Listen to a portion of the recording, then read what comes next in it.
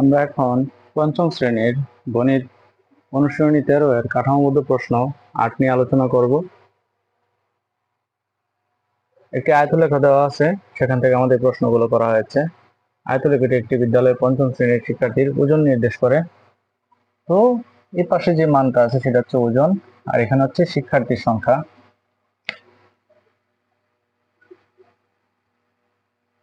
শিক্ষার্থী।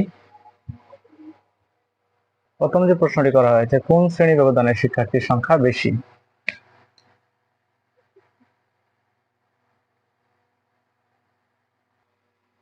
আমরা যদি চিত্রের দিকে তাকাই, 35 থেকে 39-এ শিক্ষার্থীর সংখ্যা সবচেয়ে বেশি, এখন কত?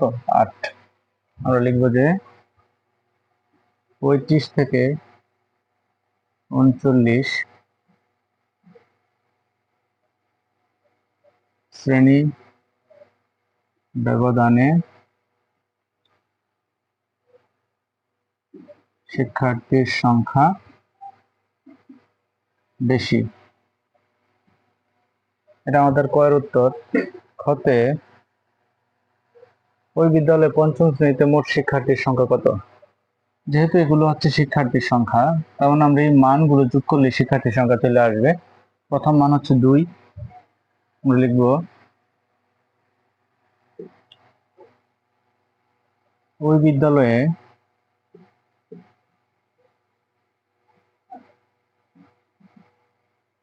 পঞ্চম শ্রেণীতে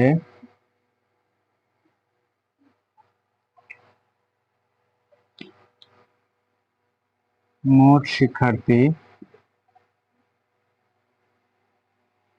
সমান কত আছে? 2 যোগ, তোমরা এখানেই লিখবা, আমার এখানে জায়গা নাই, আমি নিচে লিখতেছি, তোমরা এক লাইনে লেখার চেষ্টা করবা। প্রথম হচ্ছে 2, তারপর 3, তারপর কত? 7, তারপর হচ্ছে 8, তারপর হচ্ছে 6, 2। আমরা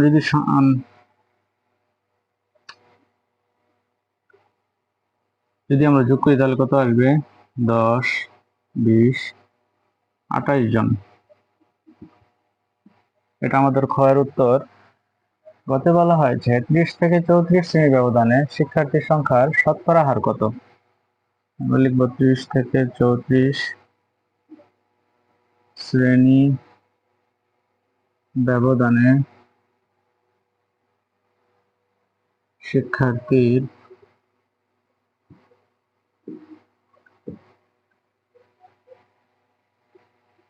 শতকরা হার সমান, এখানে কয়জন আছে? 30 থেকে 34-এ 7 জন, আর মোট শিক্ষার্থী কতজন? 28 জন। তো 28 জনের মধ্যে 7 জন, আর যেহেতু শতকরা বলেছে আমরা কত দিব এখানে? 100।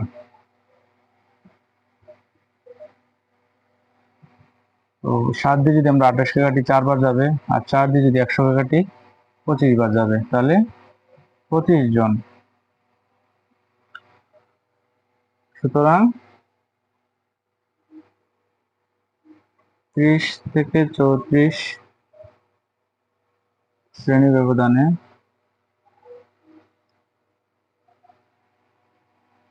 শিক্ষার্থীর সংখ্যা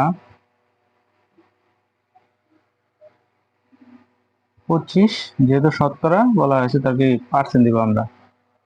এই ছিল আমাদের কাঠামোগত প্রশ্ন 8-এর উত্তর। আশা করি তোমরা বুঝতে পেরেছো। কারো কোনো প্রশ্ন থাকলে সেটা অবশ্যই কমেন্টে জানাবে।